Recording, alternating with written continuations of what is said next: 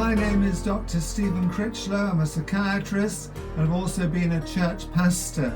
I'm doing a series of 5-minute videos, and the current topic is on loneliness. And today I want to talk about the physical and mental effects of loneliness. Loneliness, we discussed last time, is really lack of relationship, lack of intimacy.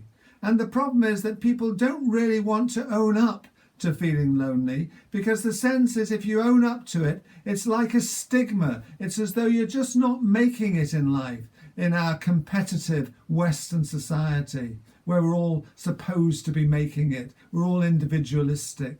And loneliness is saying, I'm not quite making it. And although most of us will go through lonely times and we can cope with short-term loneliness, I can remember being as a medical student, having to move hundreds of miles away for a placement, and it was not easy, well, about 100 miles. So, we all face it. It can be a short-term coping thing we've got to get through, but long-term, it can be a nightmare. And it has effects on our mental and physical bodies. For example, on our mental health, Terry Anderson was imprisoned by the Hezbollah for about 7 years. And he said, I'm afraid I'm beginning to lose my mind. You see, loneliness can set in motion a loop of negative thoughts, feelings of anxiety and depression and paranoia, which it can lead to. It can, lead to sleep disturbance as well. And sleep disturbance and loneliness can age a person considerably. So there are mental health problems associated with loneliness. The other factor about loneliness is people often find it more difficult because of their loneliness to make relationships. There's often a tendency to withdraw. They don't find it easy. Physically, we know that stress hormones are going to be increased, and immune function is actually not going to be so strong. There's also evidence to suggest there's worsened cardiovascular function. And some people have estimated that loneliness chronically can be as bad for health as obesity or smoking. It's known that love and being loved actually reverses that. And there's some evidence for hormonal involvement there.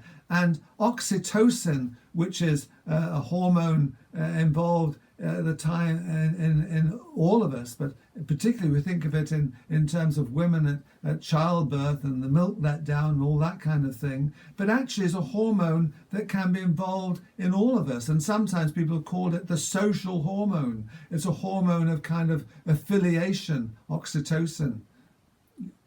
We need probably more evidence to be sure of some of these things, but it's certainly there to a degree. What can we do in terms of helping with loneliness? And there's a verse from Colossians 3 and verse 14 which states this: above all these virtues put on love, which binds them all together in perfect unity. And love in the New Testament is not a sentimental thing. It's not a erotic thing. It's more really caring for people. Charity used to be in the older versions as a form of love. Love, charity, giving yourself freely to others, loving and caring for others more than you love yourself.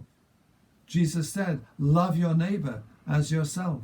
And so we want to reach out in love to others and to try and identify those who may be struggling with loneliness in our society. There is something we can do about it. So above everything else, put on love.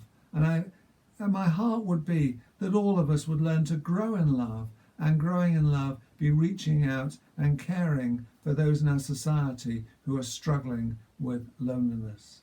Thank you.